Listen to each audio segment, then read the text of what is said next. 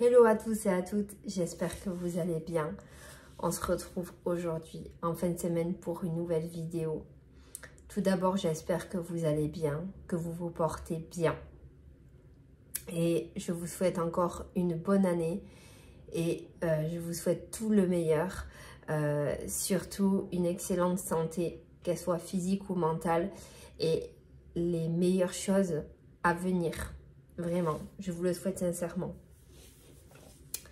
Aujourd'hui, j'aimerais parler de pourquoi le borderline crée sa propre solitude. Pourquoi cet auto-sabotage? Pourquoi c'est si triste qu'un borderline en arrive à repousser quelque chose, quelqu'un qui peut être bien pour lui, par peur de le perdre en fait. Par peur de perdre cette chose si précieuse ou cette personne si précieuse, le borderline va saboter en fait la relation ou l'amitié en question ou le job en question. Et c'est assez déconcertant en fait. Comment on peut cautionner, comment on peut comprendre, comment le cerveau peut comprendre que pour vous, proche qui est en face, comment le cerveau peut comprendre que cette personne vous aime profondément, a besoin de vous, n'a qu'un besoin essentiel dans la relation, c'est d'être rassurée et d'être avec vous. Mais elle ne peut pas s'empêcher de mettre à l'épreuve le lien, de le tester. Et du coup, quand vous vous retrouvez en relation avec une personnalité borderline, vous pouvez vraiment vous sentir dépassé par la proportion que peuvent prendre les choses. Vous pouvez être fatigué de toujours devoir rassurer votre partenaire. Parce qu'en fait, c'est comme si vous remplissez un fond, un seau d'eau en fait percé. Ok, vous allez remplir, mais après, il y aura toujours une fuite d'eau quelque part. Et vous pouvez vous épuiser clairement à essayer de remplir ce vide inépuisable en fait. Et je pense que c'est vraiment, peut-être même, je pense que c'est le plus gros problème des borderline, c'est que vu qu'ils ne se sentent pas dignes d'être aimés, ben, il suffit que quelqu'un ou quelque chose de bien leur arrive dans leur vie, pour une fois, parce que je rappelle qu'ils ont énormément souffert d'abus, de traumatisme. Il suffit que quelque chose de bien arrive dans leur vie. Non, ils pensent qu'ils ne le méritent pas. Ils pensent qu'ils sont pas dignes en fait de recevoir cette chose ou cet amour ou cette amitié. Ils sont pas dignes. Ils pensent qu'on ne peut pas leur faire une place sincèrement dans notre vie. Ils pensent que c'est pour les autres, que c'est pas pour eux. Mais en même temps, comment voulez-vous accepter l'idée d'être aimé pour ce que vous êtes quand vous ne savez même pas qui vous êtes? Comment imaginez-vous pouvoir faire le job que vous voulez toujours faire quand vous avez passé votre vie à vous chercher et vous avez abandonné à plusieurs reprises et vous avez eu des refus, des échecs, des abandons en répétition. Et là, il y a peut-être quelqu'un qui vous donne votre chance et vous avez tellement peur de ne pas être à la hauteur parce que vous n'avez tellement pas confiance en vous que vous êtes capable de partir du job en question, du travail, ou alors de tout faire pour être viré. Et c'est vraiment, vraiment triste d'en arriver là. Et c'est pareil pour les relations amicales et amoureuses. Comment, quand on est proche, quand on est un partenaire d'une personnalité borderline, comment on peut laisser partir la personne qu'on aime parce qu'elle a peur? Alors qu'on a tout fait pour la rassurer. On fait tout ce qu'on peut pour la rassurer. Mais la stabilité, votre stabilité est perçue comme dangereuse. Pour un borderline, c'est pas normal en fait. Une relation saine, qu'elle soit professionnelle, amicale ou amoureuse. C'est pas normal en fait. C'est pas dans la normalité des choses. Ils ont l'habitude de vivre dans le conflit et dans les choses qui ne durent pas en fait. C'est pour ça qu'il y a une instabilité des relations interpersonnelles et un trouble de l'identité. C'est compliqué d'aimer quelqu'un qui ne sait même pas qui il est et qui ne s'aime pas lui-même. Il faut un minimum d'amour de soi-même pour pouvoir accepter l'amour de l'autre et aussi aimer l'autre sans forcément être en dépendance affective. Parce qu'il y a aussi le problème de la dépendance affective. Là où, par exemple, dans un début de relation, pour des personnes qui ont un profil sécure et qui n'ont pas de blessure d'abandon et de rejet, la relation va être vécue comme tout feu tout flamme au début. On est super content, on n'attend qu'une chose, c'est de revoir la personne, on est super content de la rencontre, on est vraiment enchanté de cette rencontre et surtout, on est même excité en fait. Le borderline est aussi, hein, sauf qu'il est en parallèle très angoissé. Parce que s'il tombe sur quelqu'un de bien, il peut se dire, il peut ne pas avoir confiance en la personne. Il y a un gros problème de méfiance. C'est pour ça que j'avais fait une vidéo sur la paranoïa du borderline. Il a tellement été trahi, abusé, abandonné, rejeté, que pour lui, la bienveillance humaine n'existe pas. Il vit dans un monde où les gens sont tout bons ou tout mauvais. Et quand il s'agit de se faire aimer, quand il s'agit de recevoir l'amour de quelqu'un, il ne peut pas croire que cet amour est sincère, que cette amitié est sincère, qu'on lui tend la main sincèrement. C'est pas possible. C'est impossible pour lui. Enfin, c'est possible avec un travail sur soi. Mais même avec du travail sur soi, ça sera toujours compliqué à accepter. C'est compliqué à accepter et c'est dur à comprendre quand vous êtes en face. Et là, je pense particulièrement aux partenaires, aux proches des borderline. Parce que vous avez juste envie de vivre le moment. Vous avez juste envie de vivre la relation comme elle se présente, de vivre les bons moments. Mais pendant que vous vivez au jour le jour, il y a votre borderline en face qui peut passer une nuit blanche à se demander si demain vous allez le quitter, demain vous allez mettre fin à la relation, qui peut chercher la moindre chose qui pourrait justifier une malhonnêteté de votre part. Et vous savez que quand on cherche quelque chose, on finit toujours par trouver même des choses qui ne sont pas importantes. C'est pourquoi vous allez vous retrouver des fois accusé de choses que vous n'avez pas faites ou alors qui n'ont pas d'importance. Parce que le borderline va chercher des raisons pour justifier en fait l'abandon de la relation. Et il va se complaire dans ça en fait. Il va se rassurer en fait. C'est pour ça qu'il met à l'épreuve le lien. Parce qu'il ne se sent pas apte en fait à recevoir cet amour et il ne vous juge pas, il n'arrive pas à vous faire confiance. Je crois que c'est dur de faire confiance quand on n'a pas confiance en soi. C'est dur de remettre les clés de son cœur dans les mains de quelqu'un quand on a été blessé. Parce que c'est prendre le risque d'être abandonné. Et on sait que quand on est borderline, les ruptures dans tous les domaines sont perçues comme des fins de vie en fait. Vraiment, ça fait aussi mal qu'un deuil. Le mot c'est fini, il faut bien se dire que c'est un mot extrêmement grave qui peut traumatiser les borderline et c'est un mot qui redoute en fait. L'abandon est toujours vécu avec une violence inouïe. Moi, je me souviens, quand j'étais jeune, très jeune, j'étais adolescente, ma première rupture amoureuse, mais mon Dieu, ma soeur a eu peur parce que j'étais tellement mal. J'étais tellement mal de m'être fait abandonner par mon premier amour, en l'occurrence, alors qu'on était jeunes, hein. Chacun faisait sa vie, c'est normal. À cet âge-là, les histoires ne durent pas.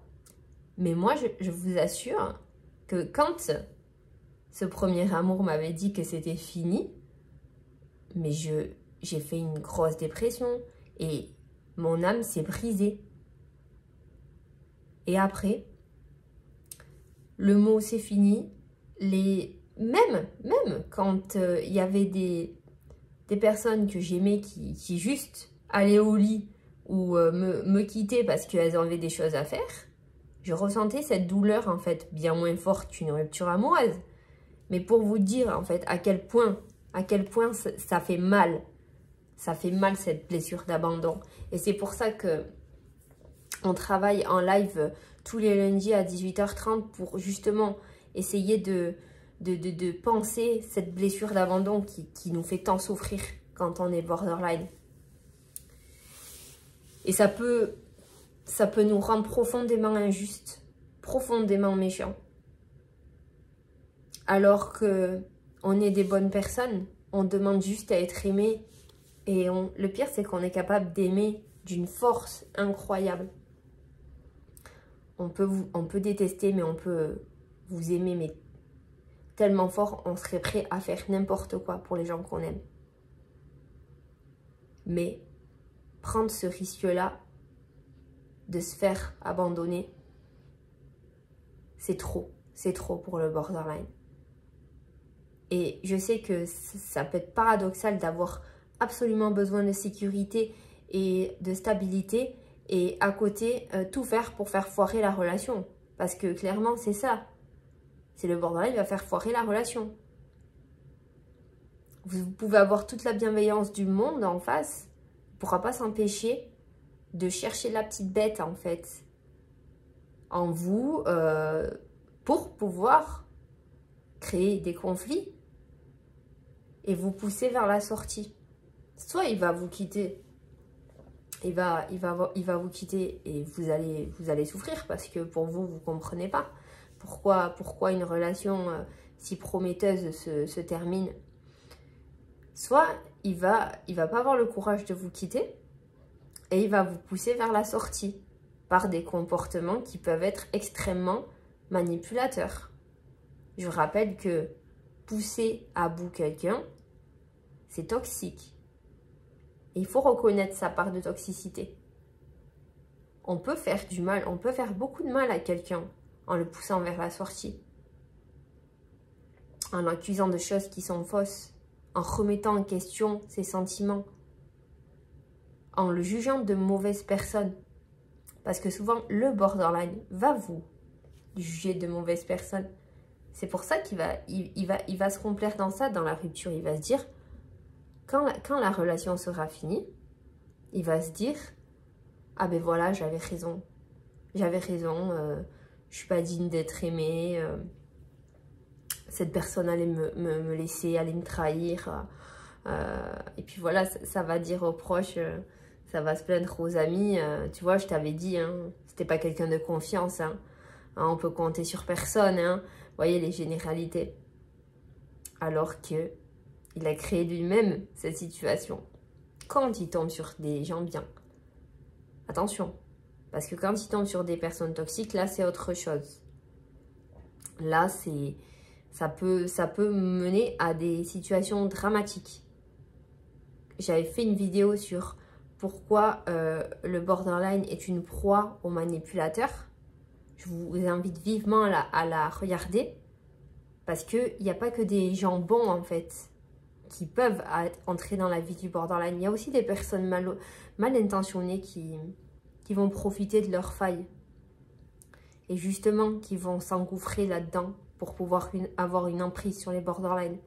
Mais l'emprise existe aussi dans l'autre sens. Quand le proche a toute la bienveillance du monde et qui se fatigue à essayer de sauver une relation avec quelqu'un qui... Je ne sais pas comment vous expliquer, mais c'est comme si vous construisez un grand château de sable. Vous êtes à la plage, vous avez l'océan devant, c'est super beau, et vous voulez construire votre château de sable, un immense château de sable avec votre partenaire. Et votre partenaire, à chaque fois que vous construisez vos fondations, il arrive, donc votre partenaire borderline, il arrive et il écrase tout. Il écrase tout. Il écrase tout le château à chaque fois. Et vous lui demandez, mais pourquoi tu fais ça? Pourquoi tu réagis comme ça? C'était bien là ce qu'on faisait. Et non, non, il va écraser tout ce que vous avez construit. Et qu'est-ce que vous allez faire? Vous allez refaire un château de sable, peut-être encore plus grand, encore plus solide. Et votre borderline va venir et va revenir écraser ce que vous avez construit. Peut-être même avec un petit sourire démoniaque. Un petit sourire provocateur. C'est ça le pire. C'est qu'on peut avoir l'impression qu'on se fout vraiment de notre gueule hein, quand on est proche de borderline. Quand on voit l'insolence dont on peut faire preuve quand on est borderline, et je vous le dis, ça me parle. J'ai été cette personne-là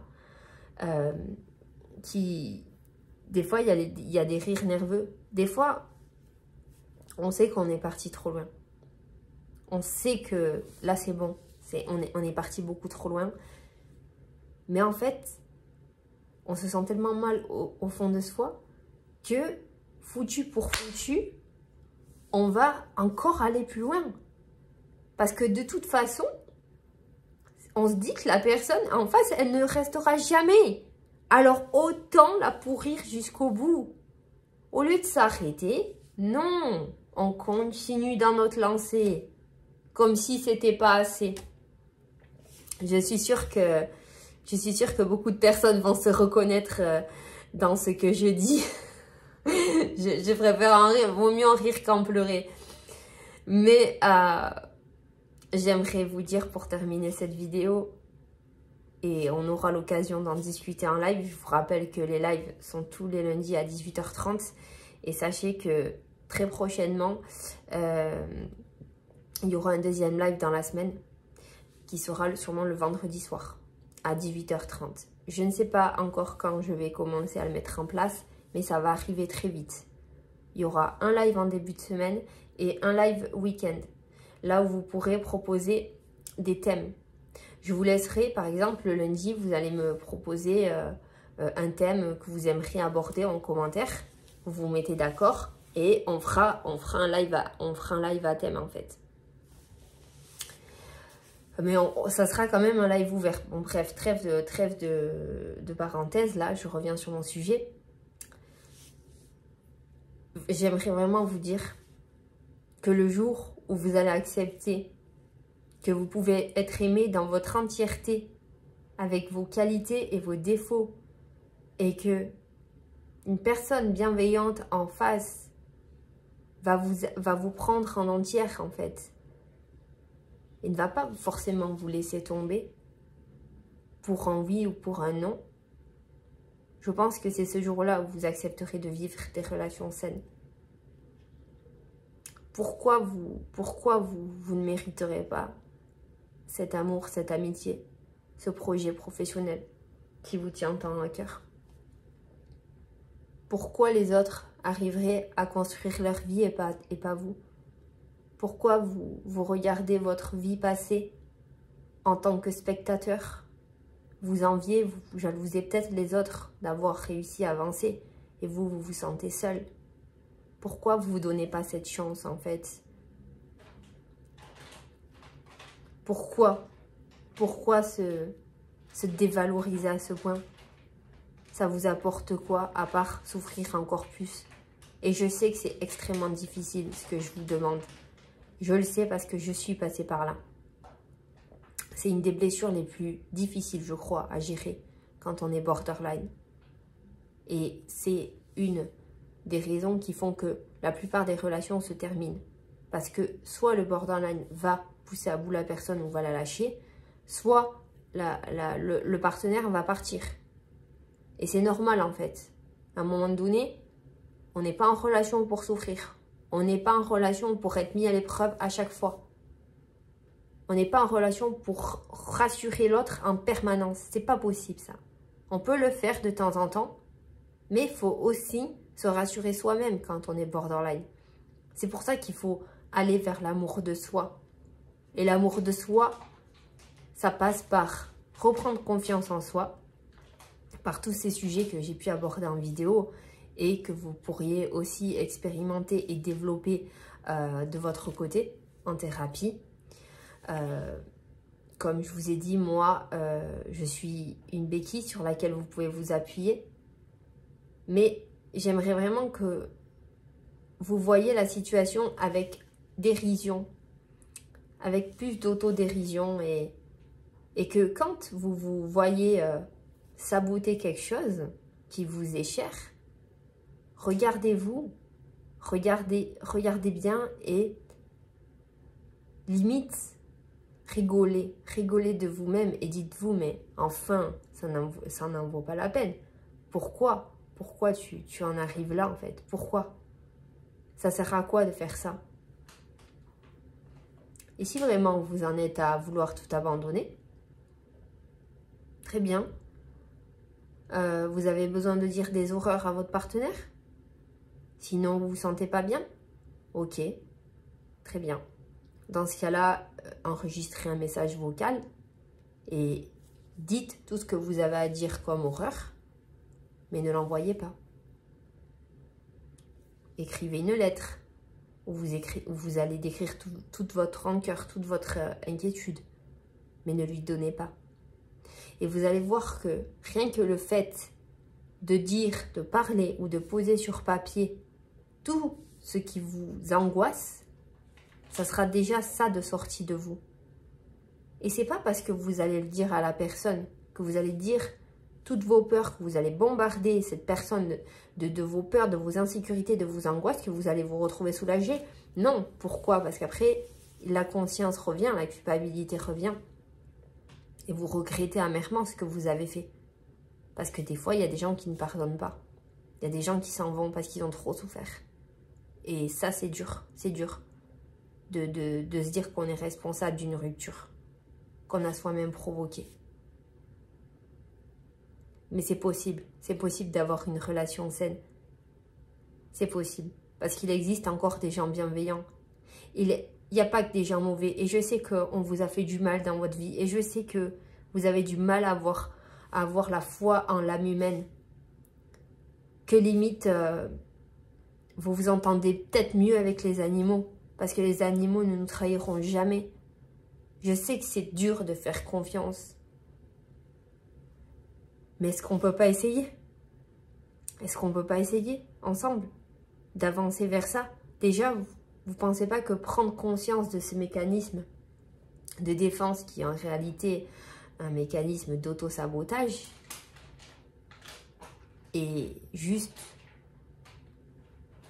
pourri pour votre vie en fait. Il ne vous apporte rien parce que vous allez briller, mais dans votre solitude, dans votre petite prison dorée. Vous allez vous fermer. Pourquoi? Parce que vous avez peur d'être abandonné, d'être trahi. Alors certes, quand vous allez vous retrouver seul, vous n'allez pas souffrir d'un potentiel abandon. Il n'y aura personne dans votre vie. Vous allez vous coucher, vous allez vous dire, ben demain, moi, personne ne peut me jeter, personne ne peut m'abandonner, personne ne peut me trahir, personne ne peut me tromper, personne ne peut me faire de coups bas, parce que je suis seule. Super, super. Ouais, mais votre vie, elle sera bien vide. Elle sera bien vide. Vous ne croyez pas que ça vaut le coup de prendre ce risque pour vivre des belles choses? Moi, je pense que si. Et c'est tout ce que je vous souhaite. Je vous souhaite qu'ensemble, on arrive à dépasser ces profondes insécurités et enfin accepter que oui, on a le droit à avoir une vie stable, on a le droit au bonheur, on a le droit d'avoir une vie qui nous convient, des amis qui restent, un partenaire, une partenaire qui nous aime pour qui on est. On a le droit.